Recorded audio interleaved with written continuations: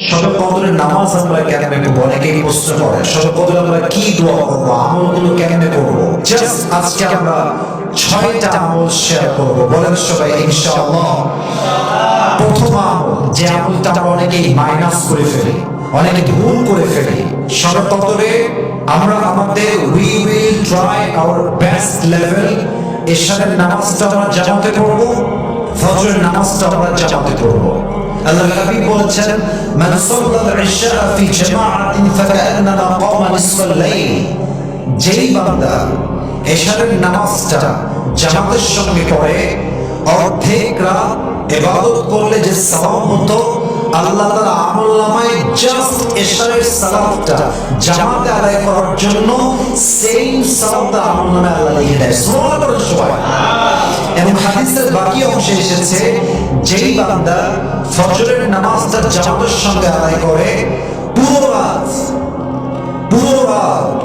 ইবাদত করে যে সওয়াবটা হতো, আল্লাহ বান্দার আমলনামায় সেম সওয়াবটা লিখে দেয়। সুবহানাল্লাহ পড়বেন না আপনারা?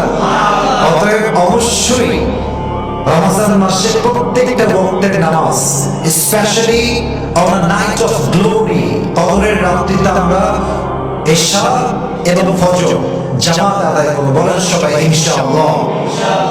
দুই নম্বর আমল, যেটা আল্লাহর হাবিব সাল্লাল্লাহু আলাইহি ওয়াসাল্লাম আম্মা জান আয়েশা রাদিয়াল্লাহু তাআলা আনহাকে শিখিয়েছেন। আল্লাহর হাবিব বলেছেন, হে আয়েশা, কদরের রাতে তুমি আল্লাহর কাছে দোয়া করবা। সবাই আল্লাহ আমার সাথে দোয়াটা পাঠ করবেন।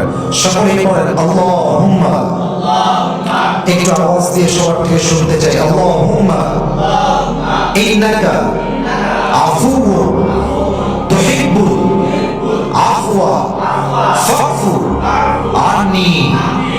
এর অর্থ হচ্ছে, আল্লাহ আপনি ক্ষমাশীল, আপনি ক্ষমাকে পছন্দ করেন। ফাফু আন্নি, so please forgive my sins. Allah আপনি আমাকেও ক্ষমা করে দেন। পড়েন সবাই আমিন। অতএব এই দোয়াটা আমরা কদরের রাতে বেশি বেশি পড়ার চেষ্টা করব। বলেন সবাই ইনশাআল্লাহ। তিন নম্বর আমলটা হচ্ছে রাত্রি জাগরণ এবং তাহাজ্জুদ। হাদিসে এসেছে, আল্লাহর হাবিব সাল্লাল্লাহু আলাইহি ওয়াসাল্লাম শেষ 10 দিনে অন্য 10 দিনের চাইতে, অর্থাৎ প্রথম 10 দিন এবং দ্বিতীয় 10 দিন এর চাইতে আল্লাহর হাবিব সর্বশেষ যে 10 দিনে থাকে, এই 10 দিনে তিনি সবচেয়ে বেশি রাত্রি জাগরণ করতেন এবং এই শেষ 10 দিনে তিনি আমলের প্রতি, ইবাদতের প্রতি আরো বেশি মনোযোগী হতেন। সুবহানাল্লাহ বলবেন না আপনারা সবাই?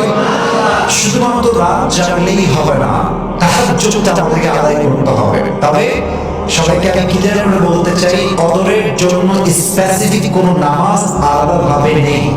আপনি নফল নামাজ পড়বেন, আপনি তাহাজ্জুদের নিয়তে নামাজ আদায় করবেন। আল্লাহ তাআলা বলেছেন, তাতাজাফা জুনুবুহুম আনিল মাদাজি'i ইয়াদউনা রাব্বাহুম খাওফান ওয়া তামাআ।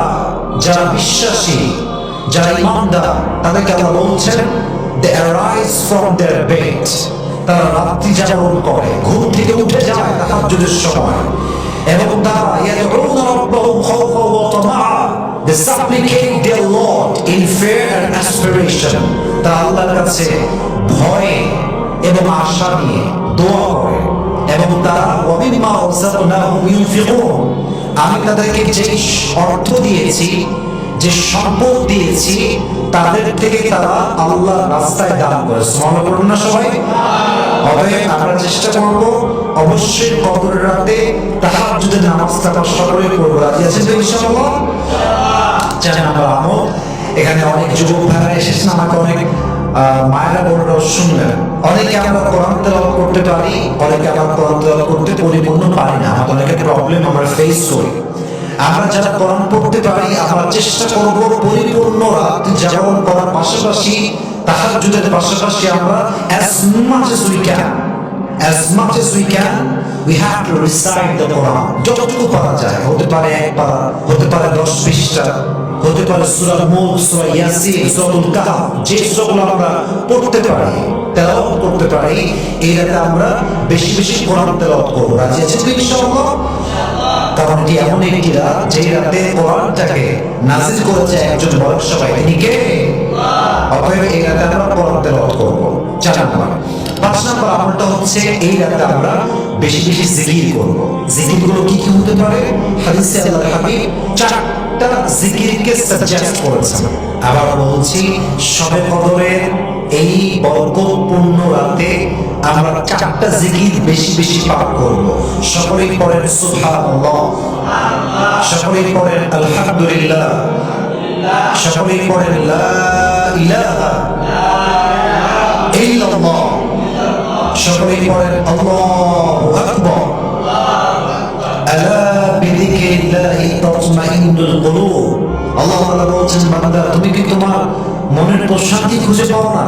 তুমি কি তোমার আত্মার প্রশান্তি খুঁজে পাও না? শোনো, আত্মার প্রশান্তি, মনের প্রশান্তি টাকার মাঝে পাওয়া যায় না, এটা বাড়ির মাঝে পাওয়া যায় না, এটা গাড়ির মাঝে পাওয়া যায় না, এটা নারীর মাঝে পাওয়া যায় না। বরং তুমি যদি তোমার আত্মার প্রশান্তি খুঁজে পেতে চাও, তুমি যদি তোমার রবের সন্তুষ্টি পেতে চাও, আত্মার একটা প্রশান্তি পেতে চাও, অলওয়েজ তুমি আমাকে স্মরণ করো, আমার জিকির করো। যেই বান্দা আমার জিকির করবে, আমি আল্লাহ তার হৃদয়টাকে পরিপূর্ণ শান্ত করে দিব। সুবহানাল্লাহ পড়েন সবাই। এজন্য এই রাতে আমরা বেশি বেশি জিকির পাঠ করব। সর্বশেষ একটি আমল বলে আমি শেষ করতে চাই। সর্বশেষ 6 নম্বর আমল আমরা এই রাতে বেশি বেশি করব ইস্তিগফার।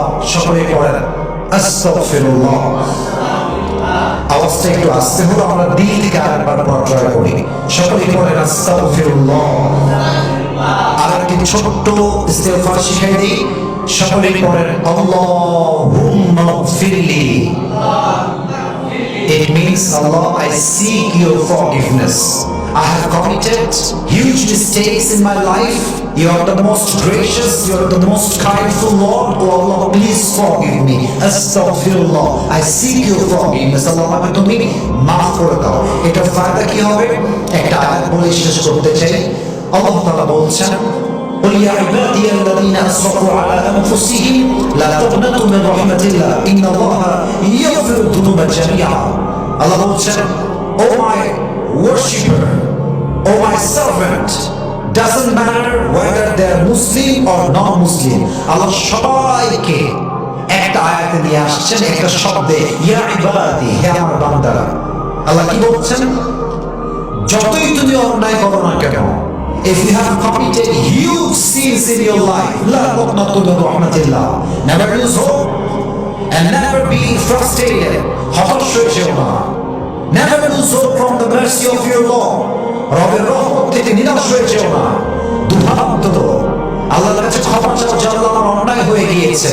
এবার আল্লাহ তাআলা বলছেন, ইন্নাল্লাহা ইয়াগফিরু যুনুবা জামিআ ইন্নাহু হুয়াল গফুরুর রহিম। If you seek the forgiveness at the same time, I will forgive all the sins in your life. Allah বলছে, বান্দা তুই আমার কাছে তওবা করবি, তুই আমাকে স্মরণ করে ডাক দিবি, তোর চোখে পানি নাকের ডগায় আসার আগে আমি আল্লাহ তাআলা তোর জীবনের সমস্ত পাপকে মুছে তোকে একদম নিষ্পাপ বান্দা হিসেবে কবুল করে পড়া সুবহানাল্লাহ। এজন্য আমরা চেষ্টা করব রাত জাগরণ করার জন্য, তাহাজ্জুদ পড়ার জন্য, কোরআন তেলাওয়াত করার জন্য, জিকির করার জন্য, ইস্তিগফার পাঠ করার জন্য, এবং অ্যাবভ অল সর্বোপরি আমরা চেষ্টা করব ইশা এবং ফজর অবশ্যই আমরা জামাত আদায় করব। আল্লাহ রাব্বুল আলামিন যেন আমাদের সবাইকে এই আমলগুলো করার তৌফিক দান করেন। সবাই পড়ুন আমিন।